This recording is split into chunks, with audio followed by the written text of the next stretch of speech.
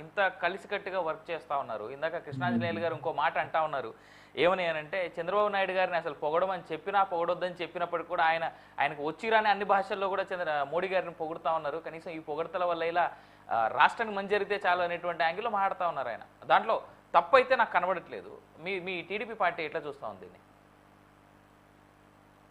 ఆంజనేయులు గారు చెప్పిన విషయంలో అయితే ఆయన మాటల్లో కొంతవరకు ఏకీభవిస్తానండి.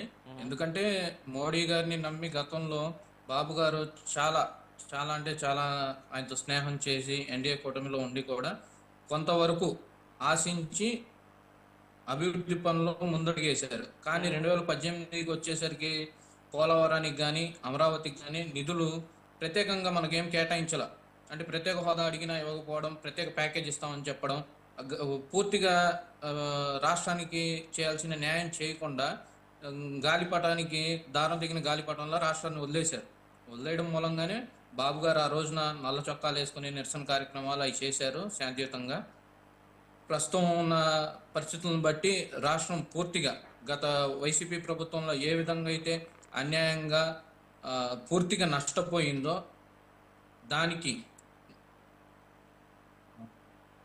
బాబు గారు కానీ ఎన్డీఏ కూటమి ప్రభుత్వం కానీ ఇటువంటి పరిస్థితి మళ్ళీ భవిష్యత్తులో జరగకుండా ఉండడానికి పూర్తి స్థాయిలో కింద స్థాయి నుంచి పూర్తి స్థాయిలో భవనాల నిర్మాణం కానివ్వండి, అక్కడ రాజధానిలో కావాల్సిన అనేక వసతులను కల్పిస్తూ ఇటు రాజధాని డెవలప్మెంట్తో పాటు కంపెనీలని ఆకర్షిస్తూనే